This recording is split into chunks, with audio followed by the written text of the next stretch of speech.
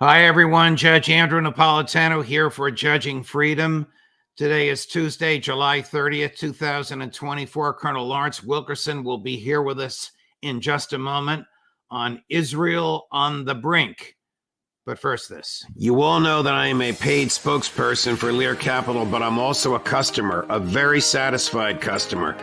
About a year ago, I bought gold, and it's now increased in value 23%. So $100 invested in gold a year ago is now worth $123. If you have $100 in the bank, it still shows $100, but $100 in the bank is now worth 24% less. Inflation has reduced all of your savings, all of your buying power, and mine, by 24%, and gold is largely immune from that. If you want to learn how gold will soon hit $3,200 an ounce, call Lear Capital, 800-511-4620, or go to LearJudgeSnap.com. Get your free gold report. Same experts who predicted the 23% rise that I've enjoyed have predicted this $3,200 an ounce gold. Learn about how to transfer this to an IRA. Protect your savings. 800-511-4620, LearJudgeSnap.com. Tell them the judge sent you. Colonel Wilkerson, welcome here, my friend. Of course, your time is much appreciated by the viewers and by me. What was your view of the speech of the floor of the House of Representatives that drew 58 standing ovations, one of them longer than a minute in duration, that offered no peace plan and was as bellicose as ever by Prime Minister Netanyahu in front of an audience bought and paid for? Okay, that's a loaded question, but take it as you wish, Colonel. Even Prime Minister Netanyahu recognized that the applause were stupid, asking him to shut up and let him talk. I was pleased that almost 50% of the Congress did not show up. I was pleased that the Vice President decided not to officiate. I was pleased that I was there as a protester, along with Dennis Fritz, Command Chief Master Sergeant of the Air Force, retired 32 years. We had 60 years of military experience between us. And we went to all the protests on the mall. Of course, the authorities had been very clever and issued multiple permits so as to split them up all across the place. But by the time it came to actually make a protest at the Capitol, there were over 50,000 people there. So, and all of their messages were very pertinent and very emotional and very persuasive. So there is a movement in this country that says what Bibi Netanyahu is doing is not right and should stop post-Hayes. His address, though, to the essence of your question, is an embarrassment to the United States of America. That someone like that could come over, having been convicted or almost convicted of almost all the things that we say are heinous and despicable, and give an address to our Congress is just a measure, a vivid measure of how much in the hands of that little state, Israel, much of the leadership of the United States is. And that George Washington, for example, who had trouble in the same regard with the French, would say it is appalling and should not be. Well, first of all, I'm thrilled to know that you were there, part of the demonstrators. I'm thrilled to know there were 50,000 of you. I'm not surprised that this was not in mainstream media. I think this is one of the worst days in American history when a foreign leader can come over here and literally pay for and buy an audience, and the audience members are the people that we have elected to represent us, not him. And they're cheering for him. They don't have our best interests at heart. What is the value of the American so-called alliance with Israel? What is the military value, if any, Colonel? There is zero value to it. I've said this many times formally. I said it at the National Press Club when I gave a speech. Is Israel a strategic asset or a strategic liability? And I concluded very powerfully, I thought, that it's a strategic liability. But then I said it's up to the American people to decide whether or not they wish to accept that strategic liability because of other issues like guilt for the Holocaust, like friends in Israel, like Jews in America, and so forth. Those are reasons too. They're not strategic, they're not security, but they are reasons for a close relationship with the state of Israel. But I said, you need to ask the American people if they're willing to accept this grievous liability in terms of security for the other things that matter to them. We've never done that. I used to have this argument with Colin Powell. When are we going to tell the American people just how much a strategic liability the state of Israel is? Our military knows it. David Petraeus even slipped up one day and before Congress admitted it. We have never told the American people this truth, and we've never asked for their view on it. And the Congress is a perfect representation of that. When's the last time a public war criminal, engager in genocide, runner of an apartheid regime, stood where Lincoln once stood, on the well of the house? It's a colossal embarrassment at best, and it's a disaster at worst. It should never have happened. What do you think his goal was? Was he trying to talk the American Congress into getting involved in a land war against Iran, or do you think this was all for domestic Israeli political purposes? He was doing exactly what you said with regard to his private meetings with those members of the Congress who he thinks counts, and his meetings with the structure, as it were, Trump, Harris, Biden in the White House. I think, though, your other purpose is why he was here in large part, and that was to demonstrate to the Israeli people very simply that he still holds the United States in the palm of his hands, because he's in trouble. He's in deep trouble in Israel. So he needs things like that to reassert to his own people that they don't want to get rid of him. Does he really think that the American public wants to get involved in a war in Iran? And if so, would it be a land war, Colonel, or would it be from the air? I think if you look at April 1st, April 14th, and April 19th or 20th, those 3 dates, I think you see the answer to that question. The first was when the Israelis struck the consulate in Damascus and really made the Iranians angry by killing some of their people.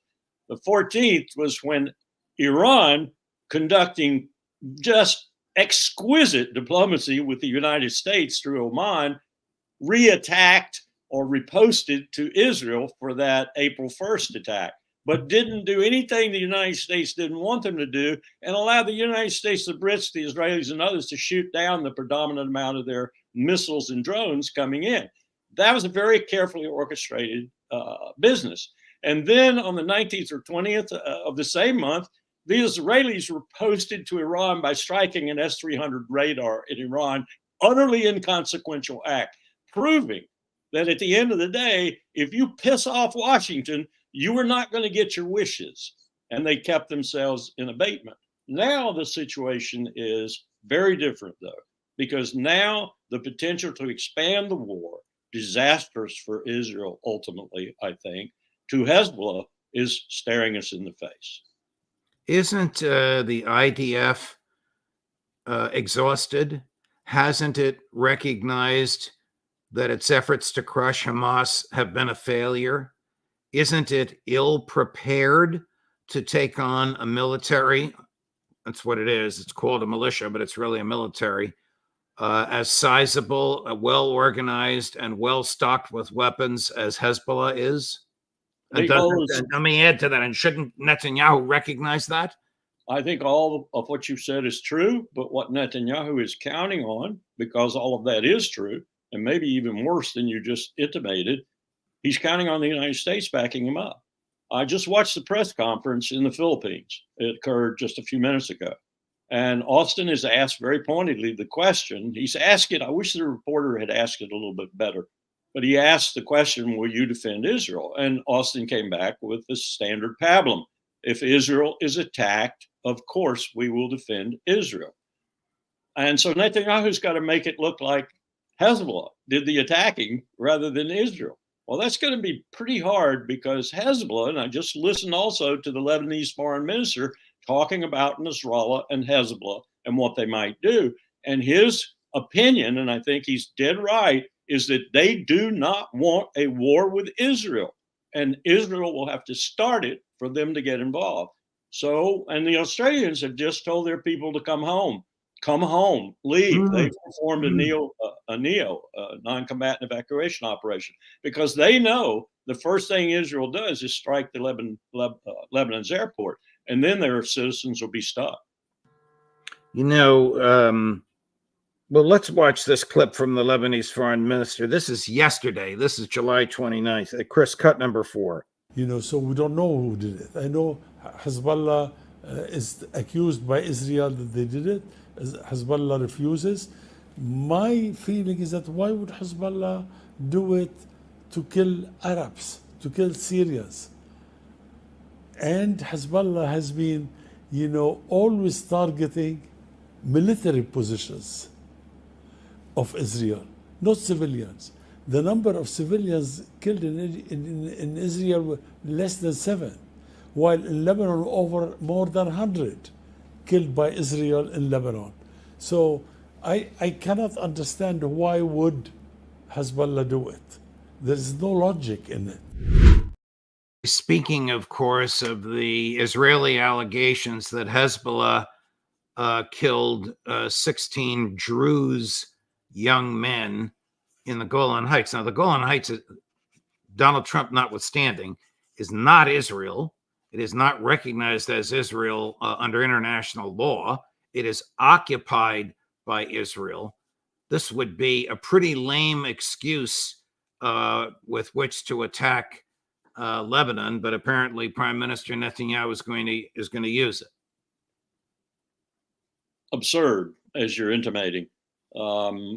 I suspect that the Iron Dome missile that went up to intercept the missile coming in from Hezbollah, and we keep forgetting that Gaza itself is not as big as London, Greater London, and Israel isn't a whole lot bigger either. So the skies, when they get filled with missiles, are replete with missiles. And that interceptor probably hit the Hezbollah missile and came down itself, or caused the Hezbollah missile to come down in the Golan, which, as you said, UN Security Council Resolution 497 has been judged illegal under international law. Tony Blinken once said, well, I know the legalities of it, but Israel needs it for its security. Well, I'm sorry, that's not the way the law is supposed to work. I agree with the Lebanese foreign minister. There's absolutely no reason for Hezbollah to have done this. And I believe them when they say they didn't do it. No reason whatsoever. And these were, as you said, these were Druze, these were Arabs living in the Golan Heights. Now, some of them might have been Israeli citizens, third, fourth class citizens to be sure, but no provocation for what Netanyahu may make it a provocation for, which is an attack on Hezbollah. I don't see how he gets away with that, though. Do you fear a false flag? Do you fear the CIA telling Joe Biden or Kamala Harris or Donald Trump Iran now has a nuclear weapon? Or do you fear an actual violent false flag in the area? Some American special forces who we know are there are conveniently killed. In other words, an inappropriate, immoral, unlawful instigation to bring American troops into the fray. I have to say no to that, because I know something of the absolutely exquisite operations that went on, as I described to you a few moments ago, to keep the United States and Iran from a war. And that was the April 1st, April 14th, April 19th incidents. Right. That was incredible. I didn't think we had the capacity to do that kind of diplomacy anymore. I have to put Bill Burns at the center of it, the director of the CIA, because he's one of the few diplomats in the American government right now who knows what he's doing. We do not want a war with Iran, nor does Iran, especially with the new president, want a war with the United States. So both countries will go out of our way as necessary to prevent that war. Now, Bibi, of course, wants it. It's his ultimate ask of the United States, is to take Iran out for him. And now that he has the tanking, And he proved it. He has the tankers. I was there when we started this. We've given him sufficient tankers to now tank his F-15 extended range fighters and other aircraft, F-35s, all the way 2,000 miles and get home again and do maximum damage in Iran or wherever that perimeter might extend. So he can do it. And that's what the attack on Hodeidah, the port at Hodeidah in Yemen, was designed to demonstrate. Look, I did an 1,800 nautical mile attack. I can do it to you too. So it's going to be Bibi all by himself. Whether or not we'll back him up if he starts it is a huge question. Well, that is the question. What happens if, notwithstanding the weakness and the exhaustion of the IDF, he engages in some sort of, because he's, as you say, Colonel, you're right, he's been angling for this his entire adult career, engages in an assault on Hezbollah. I mean, is he foolish enough to engage in an assault on Hezbollah without certain knowledge that the U.S. will back him? I think Bibi Netanyahu is to a point now where he believes his own magic. And that's very dangerous. That's very dangerous. Your points are well made about the IDF. They would need another and possibly even a second after that call up of reservists to take on Hezbollah. They're already very frustrated, the reservists that are on duty and have been on duty, because they do not see any strategy in Gaza. They don't know what the end game is. They don't know what they're doing there anymore, other than killing people. And of course, that's what Netanyahu wants them to do, is to kill as many Palestinians as possible, because that's his plan. Kill, kill, kill, ethnically cleanse. Don't want many Palestinians left at the end of the day. But the IDF doesn't see this, and they don't buy that as a strategy. And you call up 300,000 more, for example, to take on Hezbollah, you are courting disaster within your own ranks. And what are you doing to the Israeli economy, which is already in shambles? Yes. When you take doctors, lawyers, dentists, school teachers, shopkeepers away from their work. Yes, the economy is going down, and going down very rapidly. And there's not much you can do to resurrect it if you're going to continue this pace of war, and you're going to continue it with the methodology that you're currently executing. And you're going to invite more with Hezbollah. Is there any diplomatic way out of this, so long as Netanyahu is the head of the government? One of the first things I think the Israelis need to do, if they really care about the future and the viability of their state, however it might be construed in that future, is get rid of Bibi Netanyahu. Colonel, can we switch gears a bit in deference to your career in the military and your familiarity with the government? Were you surprised at the slipshod way in which the Secret Service attempted to protect Donald Trump in Butler, Pennsylvania? The more I learn about it, the more I am absolutely amazed at the incompetence and the lack of skill that exists there. I knew a little bit about the state of the Secret Service in particular, because my daughter and my son-in-law were Secret Service agents themselves, and they've been keeping me acquainted with the deterioration of the quality and the competence of the service, leadership and other things like that, both uniformed and plainclothes Secret Service, hurting for people, not having the best people and such. But what I've heard more and more and more not only demonstrates that my son-in-law and daughter were right, and others whom I know from the old days in the Secret Service, but it's worse than even they predicted or described. I don't understand how we've let it get so bad. And I would throw the Bureau into that too. I've had run-ins with the FBI, so I suspect that's all a matter of leadership too, and recruiting. But we have some real problems in the security elements of the other security elements of the establishment than the military. When you were the chief of staff to Colin Powell, were you and he protected by Secret Service? We had our own security service at state, which I sort of, as chief of staff, I sort of oversaw for him. The director of it would come in and talk to me from time to time. And Powell was very interested in keeping it viable. So we essentially, here's a good one for you. We essentially fired the man, Carpenter, who was a Secret Service holdover director of state security, because we didn't think he was very good. And we hired a new retired Air Force Brigadier General to be head of our security. But yes, state has its own security apparatus. Are Secret Service agents of the same mental, physical, intellectual caliber of FBI agents?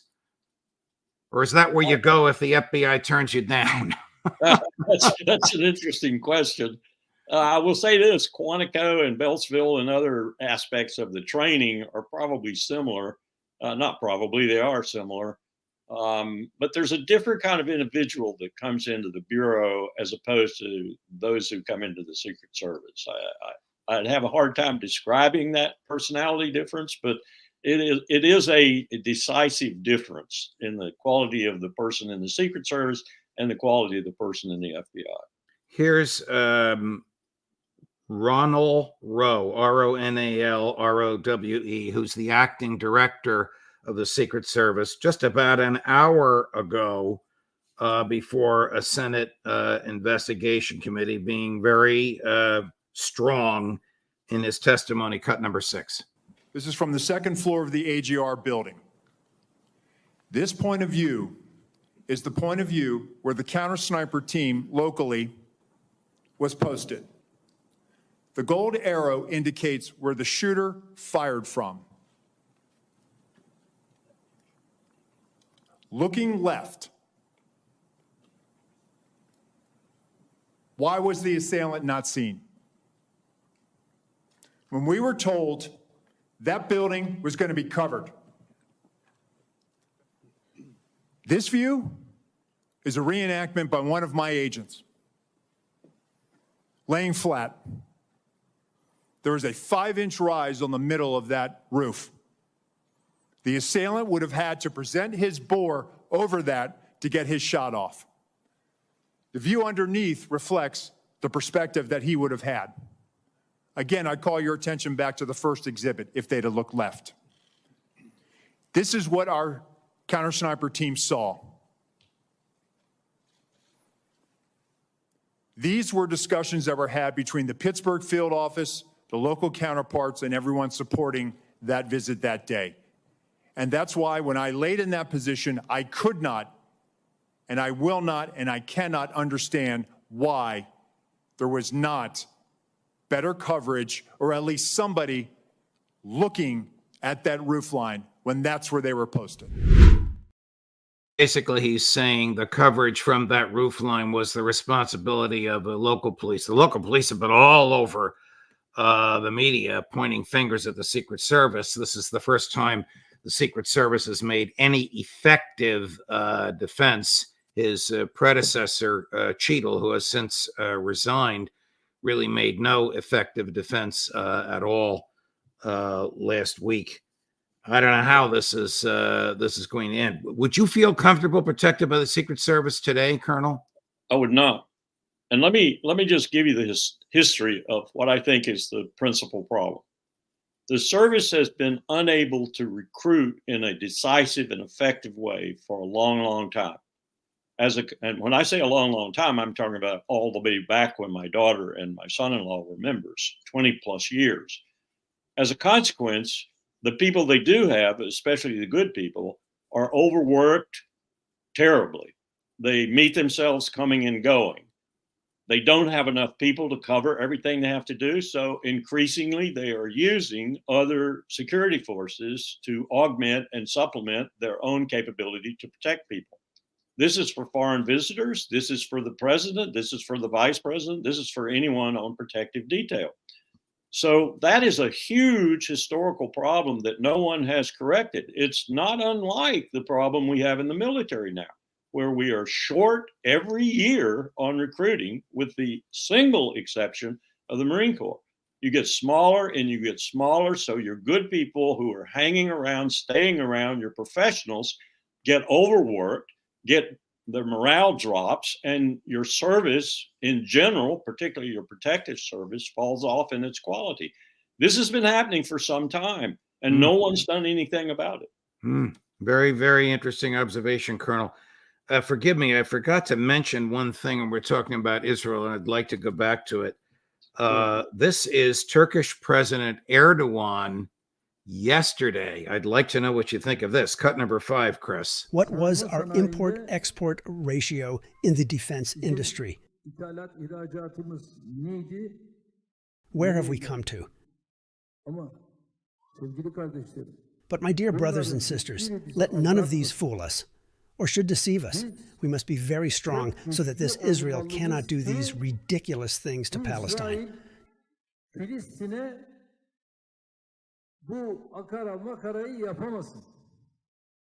Just as we entered Karabakh, just as we entered Libya,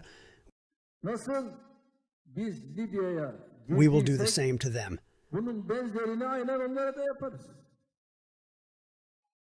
There is no reason for us not to.